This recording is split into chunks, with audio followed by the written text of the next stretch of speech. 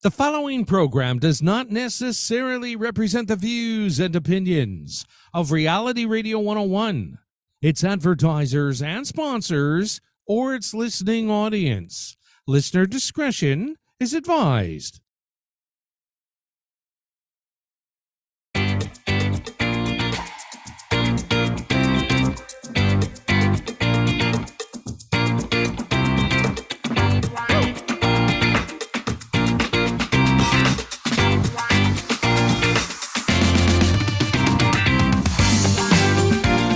Good afternoon and welcome to the Liquid Green Health Show with your hosts Fred and Janet Cox right here on Reality Radio 101.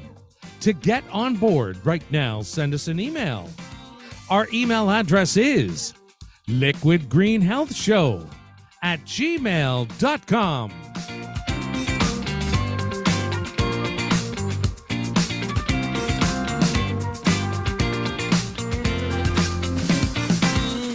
And now, right to your hosts of the Liquid Green Health Show, Fred and Janet Cox.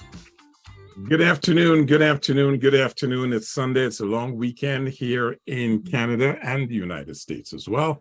Good afternoon to our listeners and viewers across Canada, United States, and around the world. We are the Coxes, and once again, thank you, excuse me, for allowing us into your private space. Every Sunday at this time, we have fun on air. And we know this weekend being the long weekend, so many of our listeners are around the barbecue. And I hope they're eating all the healthy choices we've spoken about. They're cooking up a storm. They're barbecuing a storm, right? So good for you folks.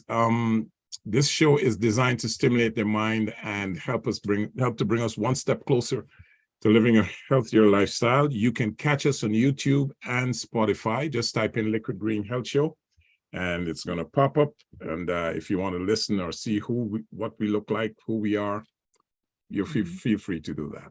Okay. It's a long weekend. Yeah. And what? Well, we went glamping. Yes. Right. And we actually had an early start to the weekend, right? Because our kids surprised us. Actually, they tried to surprise us. They sent the email by accident, and that's how we found out. I know. Think about this surprise, Gary, Mike. It's my birthday coming up on the 11th. And so they thought, okay, we're going to surprise her. He's just hitchhiking on my birthday. All right. So they organized this wonderful thing that I didn't know if it existed. And then she sent the email. She sent my email to them instead of hers. So it came to me and I'm saying, oh, Kira, what's this all about? And then she and Kofi at it. She says, oh my God, that was supposed to be a surprise. But you know what? I'm glad it wasn't a surprise. Yeah, apparently they were planning it a year ahead of time, right? I don't know. So, but it was fun. We went to this place that's called Lungo Vita. Yeah. It's a beach resort. Yeah. Wonderful. Very, very lovely place. And it's camping hotel style. Well, yeah, kind of, because they halfway hotel side, because it had electricity and it had electricity, but you still had to go outside for the washrooms. Yes, but you know, not what in a building, but not inside the tent, right? And but it was nice, comfortable, very, very comfortable. You know, I enjoyed it. It was peaceful. The beach, nice place, you know, a place where you can just relax and think about yourself, what you want to do moving forward. Have a chance to meditate, you know, that kind of thing. So it was fun. It's funny what we're talking about now, the topic that we have coming up, that could be a solution. Very much so. Very much so. It could be a solution. Right. So, and also this weekend is, you know, the long weekend, Monday. Every first Monday in September is designated as Labor Day in Canada and the United States. Other countries, Mexico and other countries in the Caribbean and around the world, Europe and places like that, they celebrate their Labor Day on May 1st. Right. So happy Labor Day to all of our US and Canadian friends. So today we're going to be looking at some solutions to homelessness or Yes. houselessness, Yes. right? They're both, there are some similarities. And we have a guest that's going to be coming on. But before I get to that, this condition that we're faced with has a lot of issues, political, social, and physical, all those things crammed into one. It's a situation of an individual or family or even a community without a stable, safe, permanent, or appropriate housing, or the immediate prospect means that there's an inability to acquire, that kind of comfort. All right. So that is what we're going to be talking about today. There are two classifications. There's houselessness and then there's homelessness. I think they're synonymous. We'll probably ask our guest when we introduce him. So to make that today, distinction. right, to help us to define the difference between the two. So today on our show, we're fortunate to have a wonderful guest and who's going to help us to explain to us in his own, way, how we can solve this crisis that is hitting not just Canada, but worldwide. Yes, There's this is a global problem. issue, right? And we thought, we should talk about this because it's not just a homeless situation. It also has health implications. And because it's a health show, we thought we should tie it in and show how homelessness or houselessness can have adverse effects on human health. Yes. And so here, it gives me great pleasure to introduce our guest. His name is James McNair, and I'm going to let you do the introduction. Yes, James, this is an era of homelessness, and it is so insidious, right? There are many who need shelter. And what in the email that we sent out, we said, for those who cross the path of our guest, James McNair, you hail from Belleville, Ontario. And for anyone who crosses your path, there is help, right?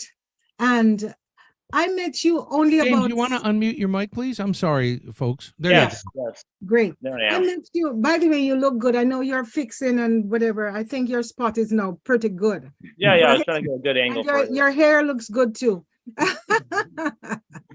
Temporary till I fall asleep. Right. So you're from Belleville, Ontario, and for folks in Canada from Toronto, that's about what, 2 hours? It's about 2 hours out, right? Yeah, about 2 hours, yeah. Yeah. And when I met you about 6 weeks ago, we spoke later on a week after, and there was someone who was in a situation of homelessness, and it was critical. And we had just found her a solution. And I remember distinctly what you said to me. You said, we have a program that it doesn't matter who, what they need, where they are, we will find a solution to help them. So whether it's somebody on the street, whether it's somebody the police brought in, you don't want to know the background, you don't want to know the details, you just want to make sure that your organization is able to help them to find somewhere safe to sleep, right? Now, Right. I'm going to ask you, I know I went and I found a little bit about your history, but I'm going to ask you, you said your parents, from what I found, your parents were actually in the foster home solution business where they actually took kids in. How was that for you as a child growing up? What did you learn from that? Well, I learned that the system is broken in that respect. I learned that there's a lot of racism in that place. It's very hard for people that aren't white, basically, to retain their children and have a leg to stand on. I mean, I learned that from other recent experiences as well. But I mean, generally, it was interesting watching a child go from, having a flat head because their parents were on crack to because they're lying in the crib for so long, to everything, and crying all night slowly through love and time, becoming better, and then it was interesting watching that, just being in a good household. And just to put in perspective, even when we adopted one of our foster children, Children's Aid Society actually said to us, well, no, we think it'd be better if the child would go to a home that would give more love with only like not so many children.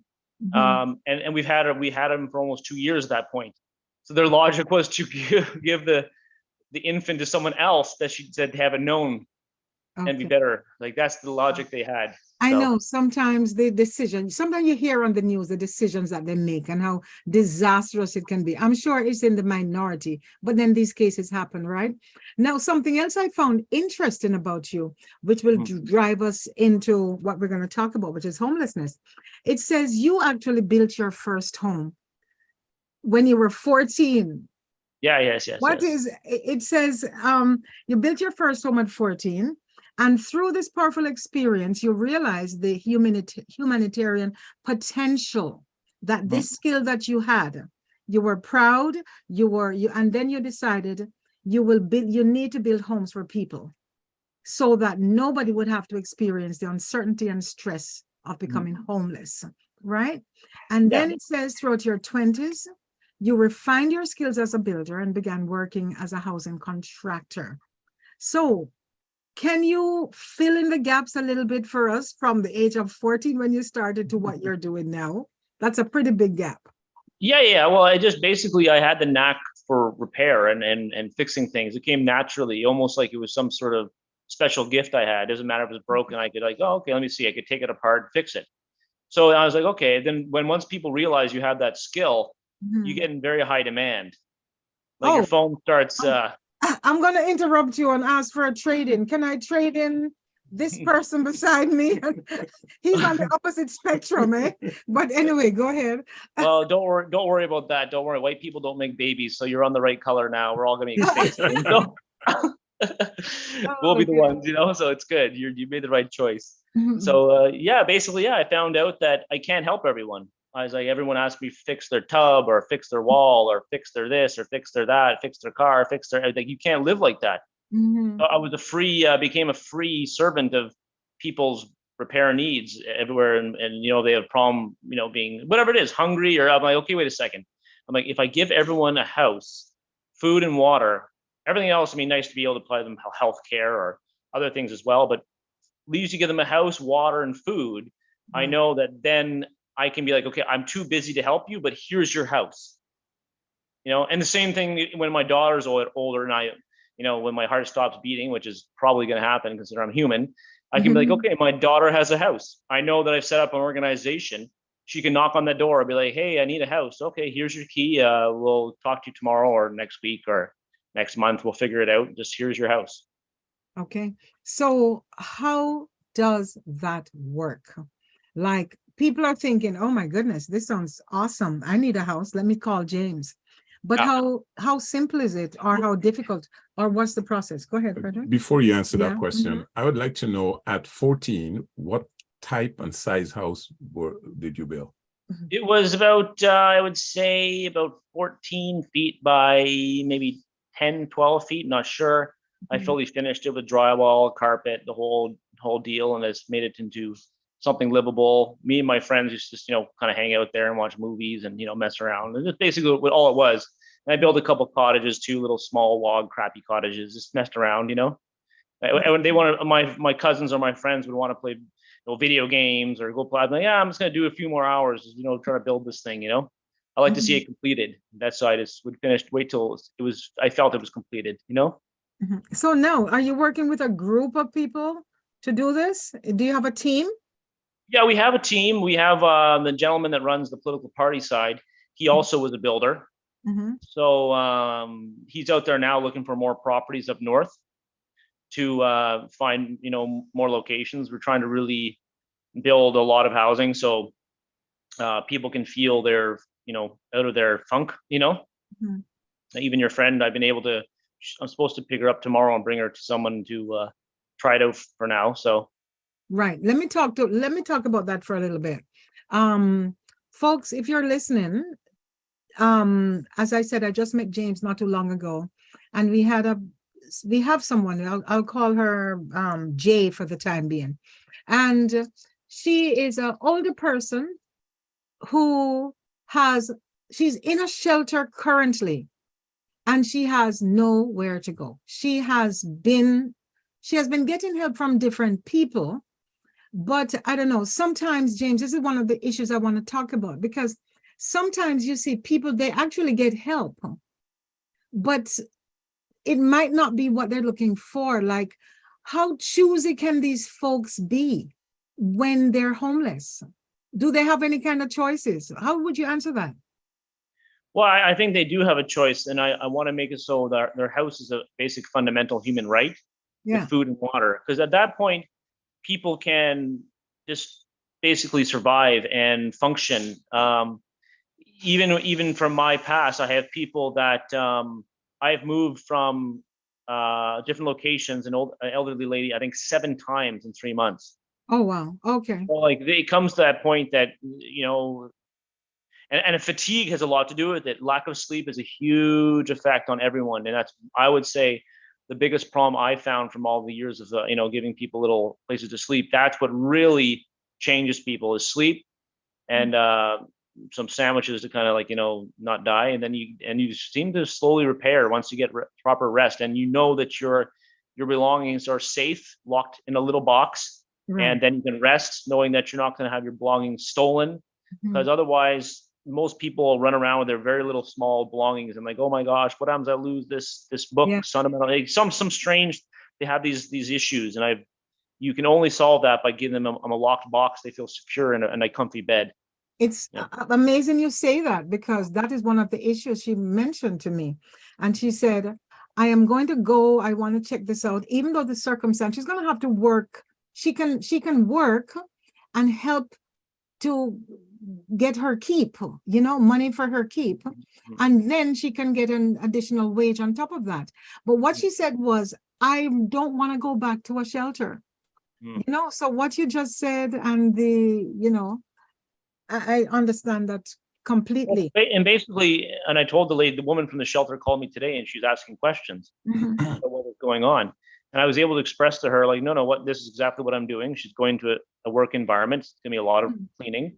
But when she's completed, there's also 3 other bedrooms that'll be made available. And maybe she can find three people that need a place as well. So Jacqueline, with her ability to work, she can go there and also prepare 3 more rooms for others to come, because he can't do it. So it seems it could work out to be a very good situation. And then also, once the property is fixed, I do intend to, the gentleman that she's going to go work with, I do have him ready to move into one of our individual units at some point anyways, and just get rid of his property and stop holding on to a property that could, you know, get your money out now. I would suggest. That's what I would suggest to most people that have housing and real estate. Just get your money out and don't deal with all the stress and you know, renting is nice too.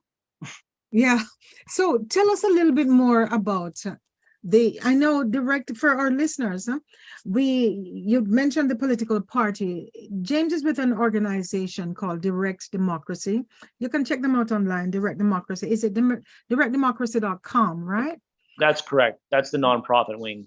Yes. And what you do is, it's trailblazing. It's innovative.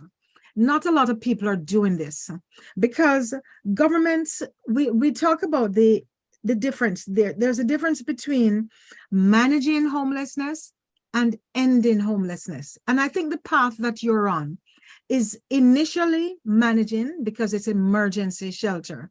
But then when it gets to ending homelessness, I think that's the path that you really want to make a difference. I think that is the innovation.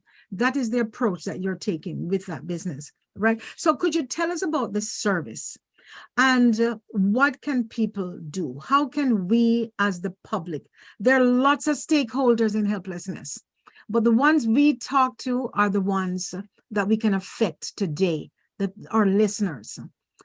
So can you share with us what is it that your service is and how folks can help?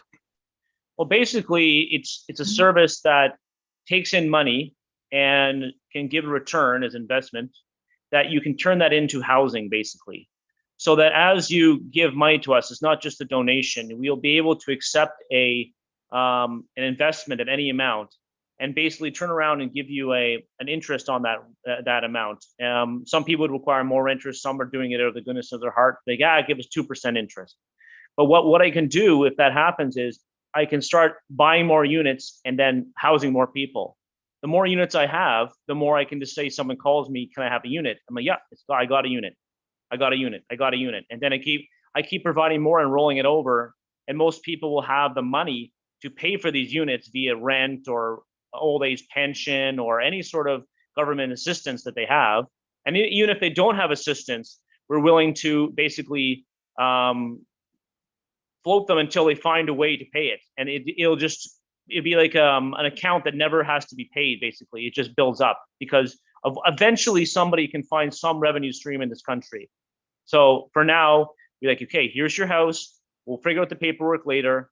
We'll move forward so that the systems that are not helping people with crime and getting people to be safe and their families safe just kind of ends. It just it's a matter of just basic crowdfunding to fix housing and the problems the government's not doing. Just using my methods. Can't hear you. Still there? Fred and Janet, your mic is on mute. Oh, sorry about that. The question was what do your units look like and what areas are they in? The units look like I should have shown you at the office. There's one behind the office that you met me at. Yeah. It looks basically like a small little house with outside light. It has a house door on it, a window, has the stuff that's called smart panels on the outside. It just looks like a normal little house. And depending on your budget and what you need, you can get larger ones, but then obviously that goes up in cost because it just costs everything to do stuff, but it's not like a horrendous difference in cost. So if someone want to buy one of these things, let's say for a single person, you can get one for like $35,000 basically, and it'd be yours forever. Really? And, yeah. Wow. And it has a bathroom and a kitchen. It's like, these are studios or one bedrooms or what? Most of them would be one bedroom. Yeah, most of them would be one bedroom. Yeah. And size would be what? 300 square feet, 400? No, that's quite large. I mean, if it's a smaller one, you're looking probably some of them are about 24 feet by 8, stuff like that. Gives you one bedroom and a kitchen. And a lot of people that we had were quite happy with that size because they have mobility issues and they don't really want to have to like move up and down stairs. Okay. We put like a wheelchair ramp in front of them or whatever it is, or dig them into the ground so they're lower a main level, a flat, just walking right in. So this is basically not just for homeless people, for individuals who are in a situation where the rent is too high and they find it difficult to pay that monthly rent. They can apply for something like this? Yes, that's correct. You don't have to be homeless to get this program. We're just allowing people to do it. It's like basically we don't look at credit checks. We don't look at anything. We're like, okay, that's silliness. And we're just like, okay, so you need a home. What is the situation? What is our supply? So the more that people actually give us, investment or donations, the more we can provide. Because you think about it. Okay, go ahead. Yeah.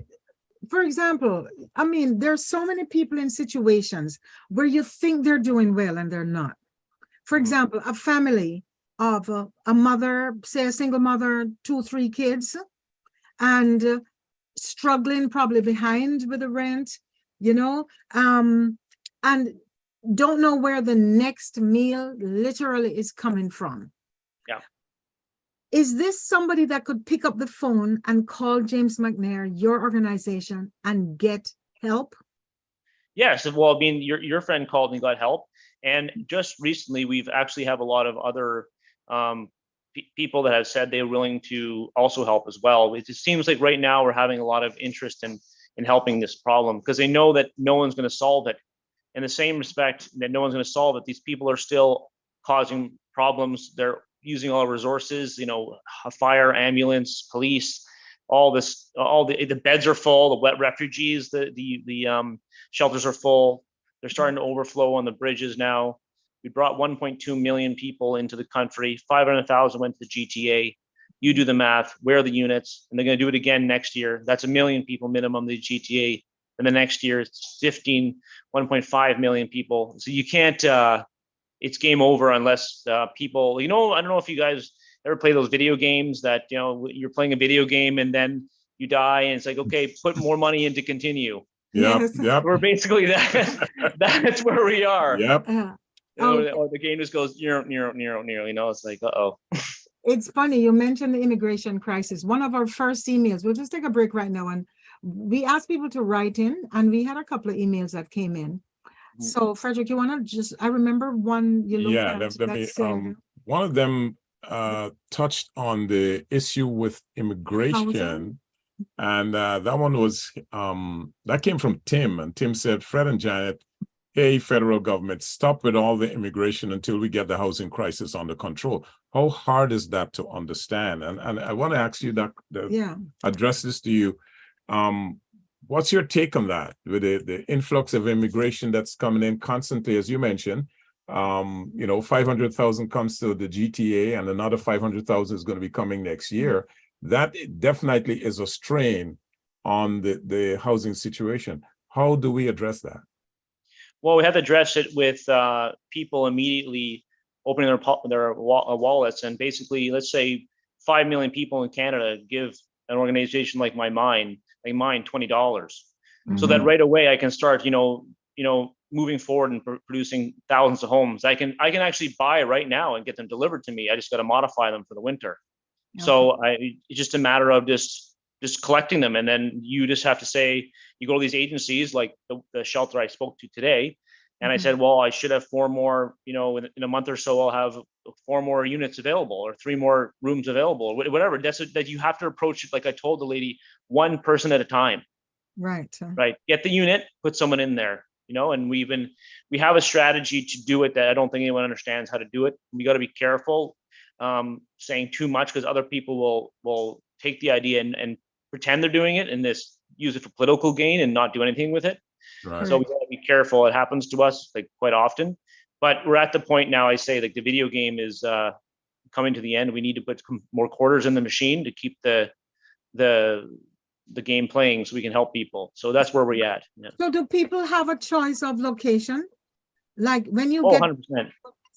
Can it be, I would anticipate that most units need to be out of the city, because land within the city is just so rare and it's hard to find and it's expensive. So where, especially if it's going to be permanent, are these located, like, say, on a lot outside, Pembroke? Yeah. Well, some of them are 2 hours away. Okay. Some of them, you want them within range so that you can still address people's medical needs. Like, say you have a doctor in Toronto, you go every 3 months. I mean, our medical system is so slow anyways, they can sit there and wait for months, have lemonade and wait for their procedure to come anyways. So I think, but also an increase of quality of living, better air quality, better food. It's going to be more of a resort feel. You're not going to really feel like you're in emergency housing. I'm trying to build it so it has a resort look and a resort feel. So when you go to the buffet, you don't feel like you're some sort of, Russian gulag, getting your gruel, like that's, you don't want that feeling. You want people to feel like this is a new start to their life, a more affordable start. Yeah. And I'm assuming also that it's pretty close to, the general amenities, transportation, right? And stuff. Oh yeah. And we'll make sure, once again, it all comes down to resources. If we have $20 from 5 million people in Canada, or some large people to put large donations through, how hard is to get like a little shuttle bus or one driver that has a free unit that he just takes care of scheduling if people have medical needs? One driver could probably handle 50 people of medical needs in the city. Probably only 1-50 ratio wouldn't be needed. So you get one free unit for 50 people to have access to someone to help them get their medical needs fixed. But if I'm going to be the devil's advocate here.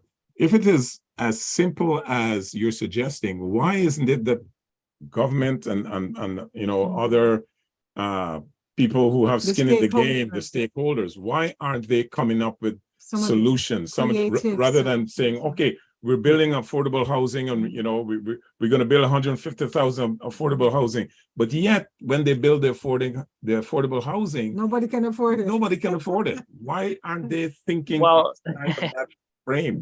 Do you think Justin Trudeau has ever built a house before? Never have. Do you think Pierre Poilievre's ever built a house before? Probably not. Do you think like, Paper. Doug Thing has ever built a house before or even done anything from start to finish, himself? No. So to them, it's like painting a Picasso. To me, it's like breathing. Right. So it is like, that's the difference. Like Light experience compared to, exactly, compared to academics. yeah, I just looked.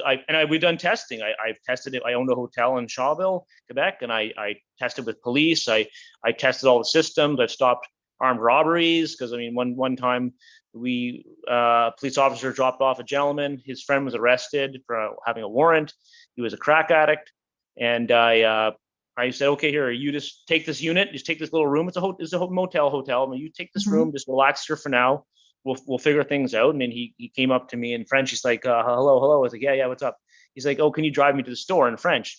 And I'm like, for what? He's like, oh, for alcohol. I was like, well, but in French, he's like, oh, voler. And I'm like, what? Voler? And in French, that means steal. Like, good thing I know my French a little bit. So then he's like, you want me to take you to go rob the liquor store? And I was like, no. Go back to your room. I'll go buy you a bottle. What do you want, buddy? I'll go buy you a bottle. And just because, what am I going to do? If either I buy him the bottle, or you go steal it, he's going to walk down the store and rob these ladies that I know. Yeah. I own the hotel in town. I know them. So like, it's just, I'm like, no. I'll go buy you a bottle. And then he came off crack. I got him a ride share 6 days later, and he went back to Montreal. No crime. And I don't know how he is now, but at least he knows that he got off crack. I don't know if that helps, I guess. Probably does. No, which brings us to a really interesting point, and we're going to take a commercial break in a little bit. We're going to check some emails, but when we come back, I want to talk to you about the folks that the addiction. We have done several shows on addiction, and some of the folks who are homeless, it's because of health reasons. There's so many issues: mental illness, drug abuse, poverty, loss of jobs, loss of family, abuse, so many issues. So I want to talk a little bit more about that when we come back. Right. But right now, let's read some email, then we're going to do a commercial, and then we'll come back to that. Right? All right. Okay, here's the first email here from, this is from Grace, and says, Grace says, we're listening to you eating this, and she sent us an image of barbecued meat. I told you, it's a long weekend. It's a long weekend, right. Families are gathered around the barbecue, right? Thank you for that. Here's one from Brian. Janet, while camping, did you go do a dip? Oh my goodness. You know what? What? Believe that she did? She cannot stay away from water, folks. She cannot stay away from water. This was in Harrow. I think it's Lake Erie. Yeah, it would have been Lake Erie, Harrow, Ontario. And it was cold. So I did a mini dip. Yes. James, I did the polar dip January 1. And our listeners are still talking about the dip. But now we're going to turn the tables, because next week, Sunday at this time, I would have just hopefully completed skydiving, right? So now we are going to be talking about the dive instead of the dip, right? Here's another email from Tom, and Tom says, Janet, your guest looks like a young Michael Douglas. Oh, my Happy goodness. Labor Day to you. And I guess you get that a lot, right? Actually, some people say Hugh Grant. Actually, Hugh Grant, I get that a lot too. No, I'm thinking Michael Douglas. Yeah, it does look like Michael Douglas. Yeah. Kelly says, hi to Janet and Fred. Good topic today. Everyone on this planet should have the right to live somewhere and not on the street. Good choice for a topic. And thank you very much, Kelly. We agree with you. There's one from Mike, and Mike says, so we can make money by donating? Exactly. That's and his question. When you come back, we'll talk a little bit more about that, and we'll give them exactly where, because, a lot of people want to help. A lot of people, if they realize that they can actually earn a little themselves by making a donation, that is really awesome. Yes. So when you come back, we'll talk a little bit more about how that can be done. Here's another question for our guest. This is from Amy, and Amy says, hello, Coxes. Is there any documentation or auditing to see what this company is spending the money on? So that's a question for our guest. That's a reasonable question. And so when we come back, we'll talk about that. Right. And so we'll leave the rest of the email for Right. when we come back. Folks, this is the Liquid Green Health Show. We are the Coxes, and you're listening to us on Reality Radio 101. Mhm. We'll be right back right after this.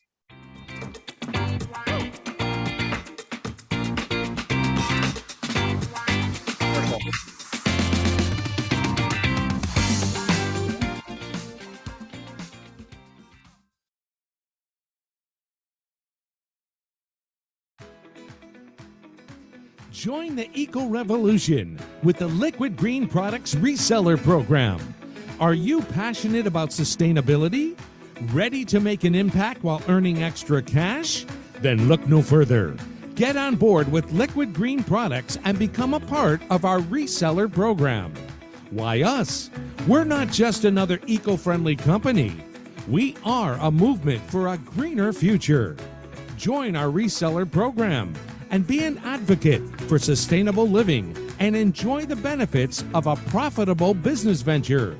What makes us special? Our eco-friendly products are top-notch, made with plant-based ingredients. They're safe for your customers and the planet. From household to industrial use, we've got the perfect eco solution for everyone. As a Liquid Green Products reseller, you'll make great profits and gain access to our marketing goodies, including product catalogs, promotions, and digital assets. We'll train you on our products so you can impress customers with the benefits. We're all about strong partnerships, so we're here to support your success. Together, we'll create a sustainable future, reduce footprints, and inspire eco-conscious choices that make a difference. To learn more and to sign up for this amazing income potential, please visit our website at www.liquidgreenproducts.com/reseller or call us at 416-460-5645. That's 416-460-5645. Start making a difference and start earning a profit today with the Liquid Green Products Reseller Program. Saving the planet with one clean at a time.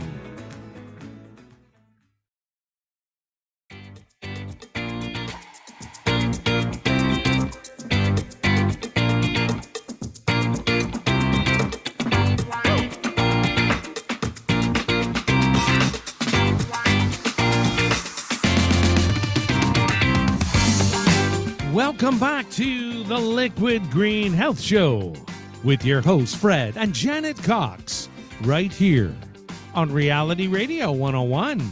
Send us an email right now.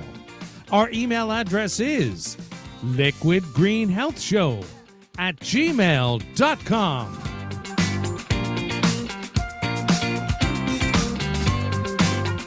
And now, right back to your hosts of the Liquid Green Health Show, Fred and Janet Cox.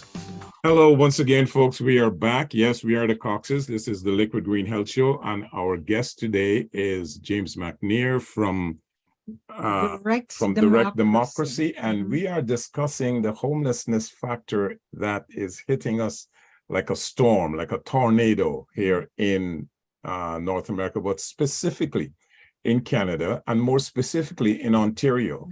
It's a big problem. Politicians are scratching their heads how to solve it. They're coming up with all kinds of excuses and making plans, and some of them don't pan out. And we're hearing excuses as to why those plans don't pan out. But here we have someone who has tangible solutions, right? Solutions, that are working. And I don't know for the life of me why politicians can't figure it out as yet.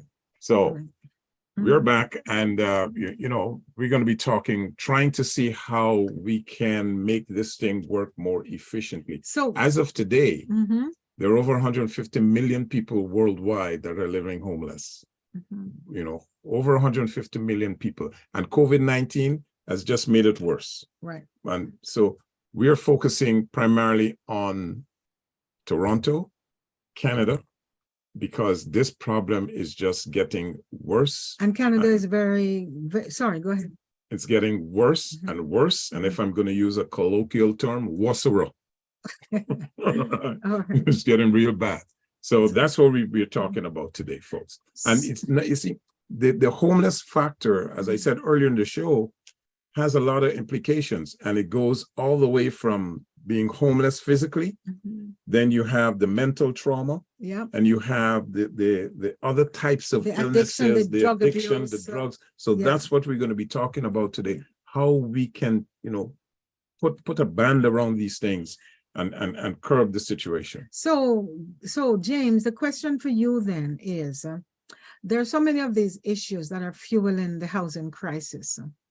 Do you see one as more important? Yes, we've talked about the immigration, but what about the youth? The people are on fentanyl, the people who are strung out, the mental illness, so many other factors. The folks that you help, do you find there is one category that's outstanding more than others? Unfortunately, no. I would say that it's a mix between people that are, 65, 70 plus that either dislike their housing arrangement, feel that they are not, free, and they feel trapped. It's not a good feeling. People that are on the street who are trapped, they are trapped in the world of, they do drugs because it makes them not feel that they're on the street. It takes the edge off the fact that they don't have no home or whatever the heck is going on in their lives. It just takes the edge off of things. And drugs is a lot cheaper than alcohol. So you can get drugs for very cheap, things that'll knock you out for days. Even that fentanyl stuff is basically just a complete, like I've seen it myself, people just basically shut down. It's like shutting off a switch. So you don't want to deal with it. You'll shut off for either it kills you or you shut you down for 8 hours. Yeah. So, I mean, it's a coping mechanism. So the biggest problem for all sides I see is sleep. Sleep is the biggest issue, and safety of your things.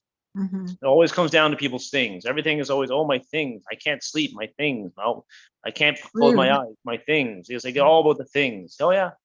It's amazing you say that, because rich people, it's the same on both ends of the spectrum. Rich people can't sleep because of the things, right?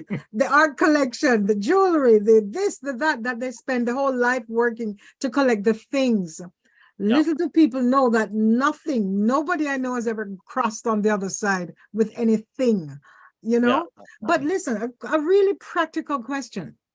Somebody's on fentanyl, they're zoned out. Are you going to find this person a home, and how is that going to work? Because they can't hold down a job, they can't hold down, and not because they don't want to, it's just the inability because of the effect of the drug. We've done the shows on addiction, so we know how it's impossible. Even though they might want to, it's just not possible for them to function without getting help. So, well, I have a direct experience with that. I've had people show up to my hotel, and they're clearly on something. I don't know what it's all the same. All drugs are the same. They're all mixed. They're all chemically the same. They all make some sort of drug soup, and like, okay, take this. Okay, sounds good. So I've had people show up with no eyebrows, looking like an alien, and I'm like, come on in. Here's your room. And he was a decent rapper. I was like, you got decent rapping skills. I mean, you obviously lost your mind, but come on in. He paid for one night at the hotel, and then he says, I have no more money. So at that point, I had a choice to roll the dice on this guy's life, cut him free, and he'd probably be dead by now, probably because he found out later to be suicidal, and his mother had committed suicide, and he has the same tendencies. But I said, you know what, am I my brother's keeper? I'm like, yeah, probably I am. So that I left him stay there, and within 2 years, he's a volunteer fireman. He's a contractor. He moved in with a family of 3 kids. Basically, he went from being an alien drug addict to a family man in 2 years. Just giving him a room, so he didn't have to get high. He just could sleep. And no one bug him. I'm gonna disagree. I know you're in the field, but probably I'm wrong, right? But what I think is that it's not that easy, though. Like, is it just, you can't just sleep off a drug addiction? Yeah. There's a little part I'm not actually explaining to you how I'm able to do it. And it's kind of controversial, I suppose. I'll tell you a little bit about it. Okay. But basically, people that have these problems, they don't usually have one addiction. Okay, so basically you make sure that their baseline addictions are satisfied. So Okay. that could be cigarettes, could be a Yeah. 6-pack of beer, Right. and these things, then they'll slowly just like get sick of it. Basically, it's like a transition of like, well, I don't have that thing that makes me really messed up, but I got the basic stuff that messes me up. So it kind of it drags through to you're okay. It's all about that whole all-inclusive resort experience. You don't have to think about what you need to think you need to survive. You make sure those things are there for them to transition and not have to run on the streets to go find that somehow, or crime, or whatever the heck they do to get whatever they want. You just make sure they have the basics of their psychological survival. Right. So you just give them the basics until eventually they just get tired of it. I think that's what some of the crisis centers, where they actually supervise the administering of whatever they need, because unless something is in the system, they won't have the ability to even know where they are in terms of, right? But we had a couple of questions. We want to get back to the emails. And if you could answer some of those questions, because we're really hoping. We have a lot of listeners on this show. Reality Radio 101 is global. It's extremely popular. And we know there are some good people listening. And people really want to know, though, that there's so many scams out there, James. You know this, right? How many times have we been scammed from everything under the sun? So people. Yeah, but I don't think scammers don't pick up ladies that at women's shelters and drive them 3 hours away for a house, personally. Right. Which I'm going to do tomorrow. So, I mean, there's no financial gain. Why people ask, you know what I'm saying? But here's the first question that we got in an email. And this is from Amy. And Amy's asking, is there any documentation or auditing to see what this company is spending the money on? Sure. And if it's something if it's something that's going to require a lot more detail, could you at this point give out your your email or the website or the area where they can go to get questions answered, or how can they contact you? Yeah, I can post the not-for-profit paperwork for the thing. Right. It's basically, we have been functioning on us, liquidating real estate assets. We have been I've been walking around doing free renovations for my other associate in the organization, and I'd be like, okay, well, let's dump some more money in. So I go fix another house of his, and we'd sell it, and then we'd go find another one, and we'd sell it. So we've just been doing it, but now we're at the point that if we want to do the explosion, like I would say, like the video game analogy, we ought to start putting quarters. Other people's got to start playing the game. Yes, we all play the game together. As I say, I even it got so bad. I talk about $20. I'm like, if you can handle getting rid of $20. 5 million of us in this country, around the world, give to the nonprofit. $20, we could do so much. Thousands upon thousands of people will be housed. Thousands, just for giving $20. 5 million people give us $20. Thousands upon thousands of people will be housed this year. Because it's not hard. The units just got to be purchased and brought to the properties. So, answer a question about paperwork. Yes. So if you look at our paperwork now, you'll see us dumping personal money to a nonprofit. That's what you'll see. And we're paying rent. That office you went to, you'll see that we've been just dumping our personal money to set up the McDonald's of saving the earth and allowing people to join.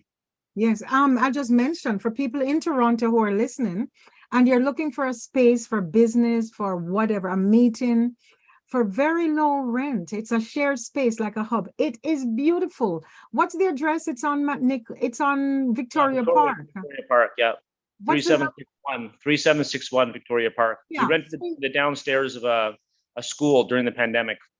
Right. And it's beautiful. And you could have a wedding there. You could have any kind of meeting there. And that space is available. It's available, low rent. A lot of people just need space for a meeting to hold an event of any sort, could be there. And they're covering this. Okay. Actually, to this point, from all the events we've had in the last couple of months, and we have not actually got $1 from one person to this point. Really? Yeah. Oh my goodness! It's not okay. Unless you win the lottery.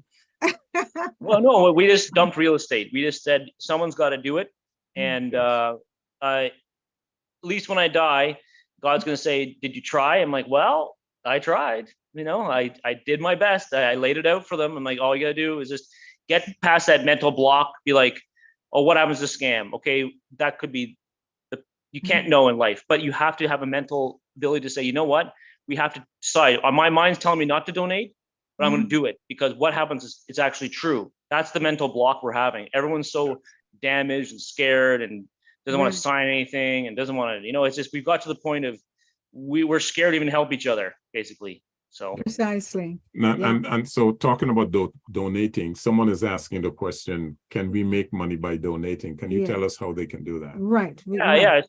So basically, if it's all about rolling stuff over, let's say I produce a unit for $35,000, but I know I can rent that unit for an indefinite period of time in Canada forever for, let's say, $600 to $800 a month. So when people give us money, and let's say I want 5% on $10,000. So we calculate annual interest for 5%, and you'd get that check back. And as we're selling some units, you could always say, okay, well, I want my money out. So, okay, well, we sold X amount of units, you can take your money out. But most people would just rather let their money ride into more units and just, and hopefully if they're making interest, say, okay, well, I put 10,000 in, I'll put 100,000 in now. And they can get interest, and basically they can tailor their own interest, because we can still up to 15%. We can give up to 15% and still make it work and still buy more housing and provide more housing. But we are a not-for-profit, so we just be good to us, but the need is so great, Yes. I'm so happy the day I met you, because as I told you, I'm involved with the African Union 6th region. And the area in which I want to focus in Ontario is housing. And I was talking to you about, the fact that we want to do the Ontario Tenant Cooperative, etc. And what I realized is that there's not only one solution, there's going to be many solutions, because the government has a part in this. The people who donate have a part in this. The business people have a stake in this. Everybody, the regular citizen, you and I have a part in this, right? So there's many ways to skin the cat, and I think everybody has to get involved. But the fact, why I liked what you did is because you are already doing it, and it's working, and it seems simple. All we need to do, put some money your way, donate something, doesn't matter how small it is, and you already have a system that is working, right, Frederick? Yes. So I'm really glad that we met you. Here's another question from one of our listeners. This is from Anne, and part of the question has already been answered. Where are the units being built and put? But the second part is, who owns the land? Well, the land, we do it two different ways. Sometimes the land is leased to us and we take full responsibility, but we're usually more comfortable with owning the property. And most people even are thinking about donating land to us for that very reason, because then I take full responsibility liability wise. So then if something goes down, they can all point to that white guy. Oh, it was that guy. He did it. Get him. It's like, so their money is secure, but it's my head that rolls. And really, I don't know what can they really do to me. They can arrest me for housing people. I mean, I would like to see them try. And if they do, or they just bulldoze all the houses, be like, okay, well, you really shown how much you care about people. Thank you for bulldozing people's futures. But I mean, I find it unlikely that, there's multiple areas. We are buying a property for $800,000. It's 6 acres. So 2.5 hours from Toronto. It has a large facility on it that allows me to use that as, you call it, like the amenities area. It would have like the clinic, it would have like maybe a dental hygiene, it would have the buffet. And now recently, after dealing actually with our friend Jay, because the person that she's going to has pets, she doesn't like pets. But it made me see that even having a small retired veterinarian at a facility like this, because a lot of people have little puppies or little cats, that it's too expensive for them to even consider bringing them to a veterinarian in the city. So that has to be factored in, and basically the one fee. So you can have all these things covered, food, everything's included, so that you can start living your life, not, who knows what I'm terrified to think what some of these elderly people are eating in this country. I am terrified to think. I think you're muted.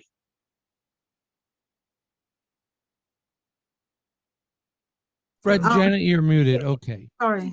Yeah, go ahead. A friend of ours runs DCAG. It's a not a shelter, but they provide food. So it's part of the emergency system.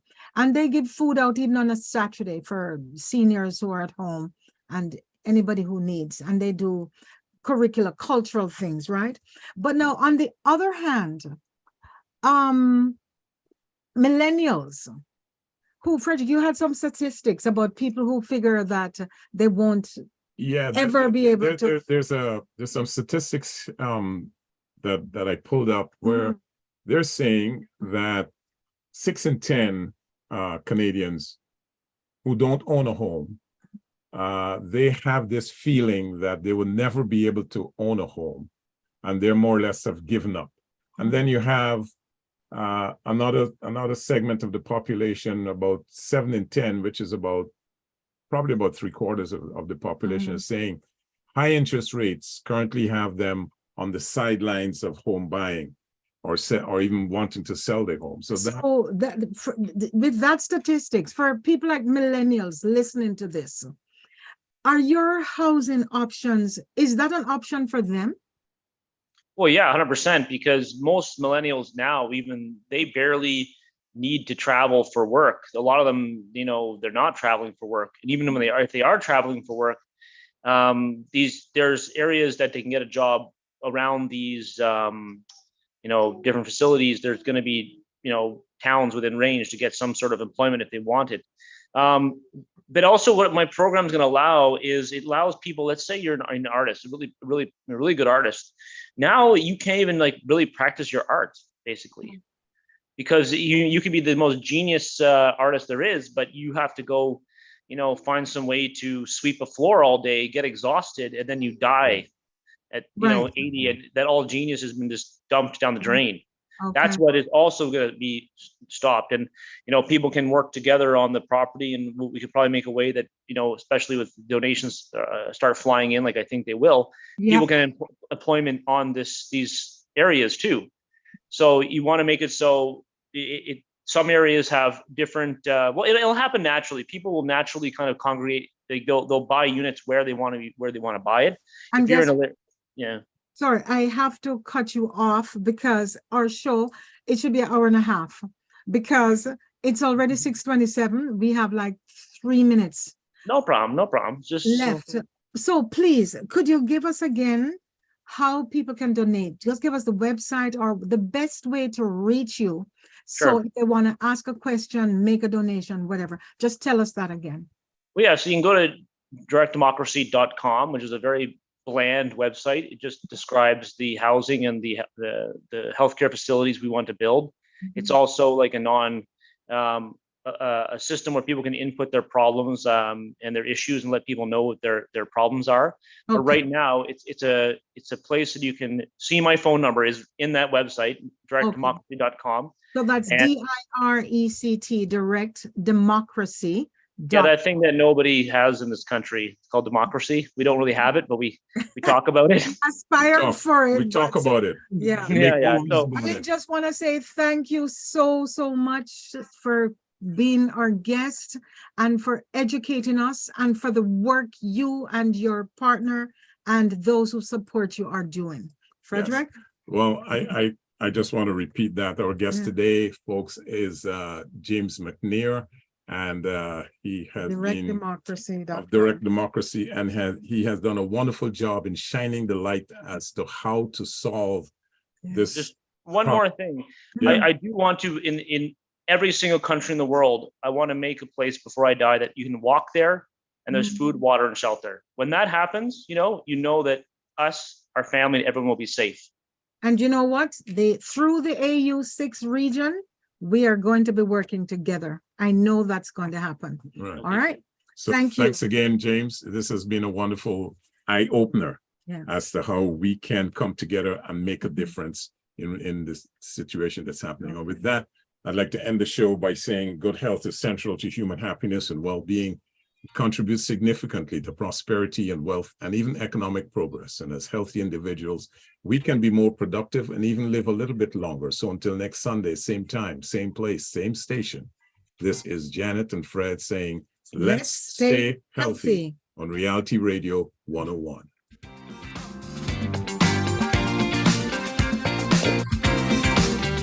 Thank you for listening to the Liquid Green Health Show with your hosts, Fred and Janet Cox, right here on Reality Radio 101.